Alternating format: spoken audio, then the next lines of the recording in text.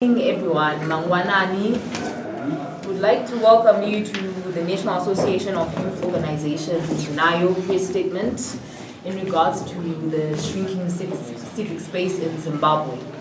McDonald Munyoro, the Programs Manager of NAYO, will issue out a statement and thereafter we'll take up questions.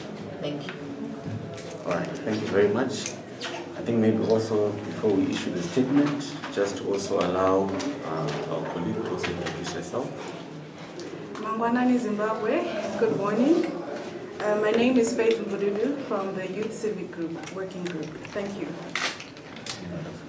My name is Rairo Bungu from African Youth in Politics and also working with the Youth Civic Group. All right, my name is McDonald Munyoro, working with the National Association of Youth Organizations NAYO as the Programs Manager. And I'll be issuing our statement on shrinking civic space in Zimbabwe on behalf of the organization and also on behalf of the Youth Working Group on civic space.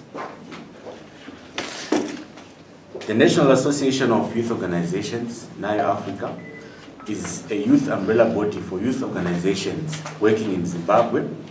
Its vision is to see a repositioned, redefined, and enhanced role of youth in community and national, regional, and international development processes.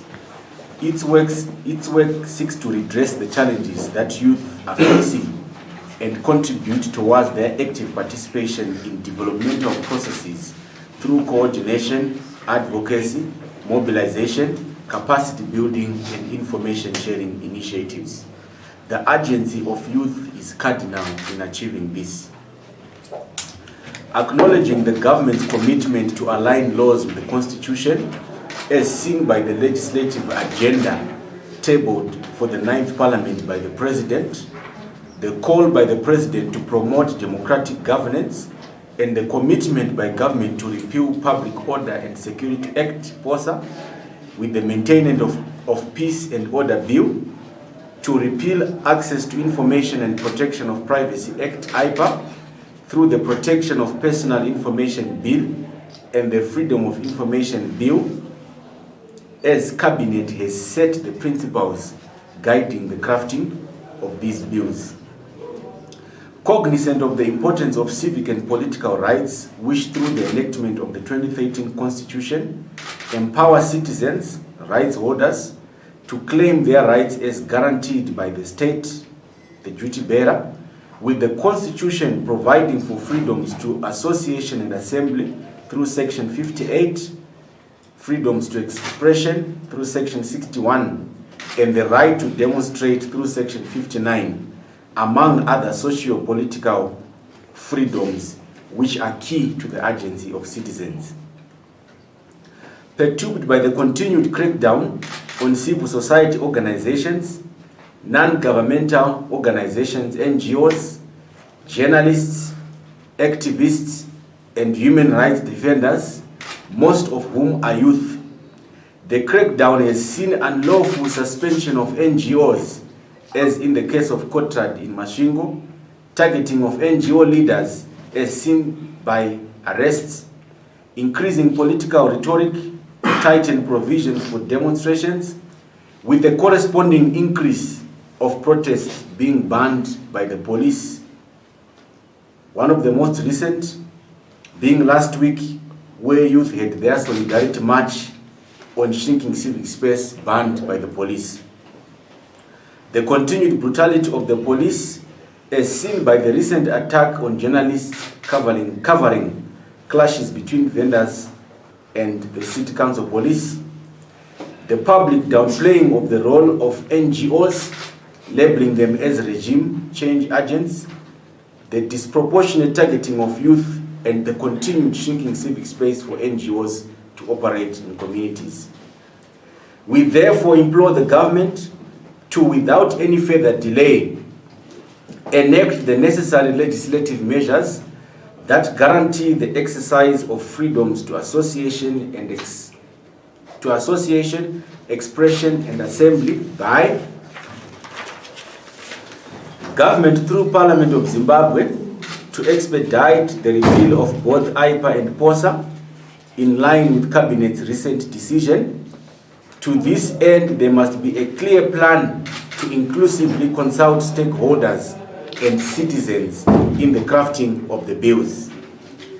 Government through Parliament to repeal the Zimbabwe Youth Council Act, ZYC Act, and replace this with a more pro-development and inclusive legislative framework for youth in the country, as specified in Section 20 of the Constitution. Government through Parliament to amend the Private Voluntary Organizations PVO Act, which governs the work of non-governmental organizations, NGOs, in the country, and consider removing currently proposed amendments which militate against the operations of NGOs.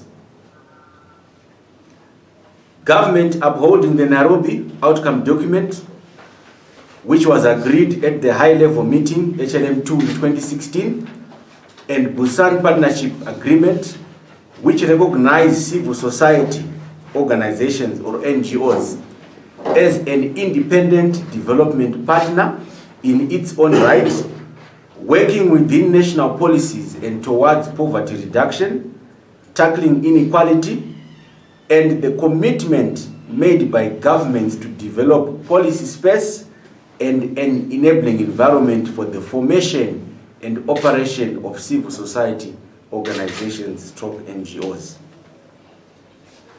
Government to respect and uphold the civic rights of students within tertiary institutions, as there is shrinking academic space within tertiary institutions, with student leaders being arrested among other violations. Government to uphold Section 20 of the Constitution, which mandates it, among other things, to ensure that youth have opportunities to associate and to be represented and to participate, and are protected from harmful exploitation and all forms of abuse. The current political rhetoric labeling them as hooligans and terrorists is disheartening. Lastly, for government to prioritize implementing the recommendations from the Motlanthe Commission of Inquiry into the August 1 killings that relate to freedoms to association and assembly. NAYO remains committed to sustaining efforts towards a peaceful nation and a full participation of young women and men in development processes. We recognize that in order to achieve this goal, the primacy of youth is cardinal, and we will support ongoing initiatives by other stakeholders, including government. End of statement.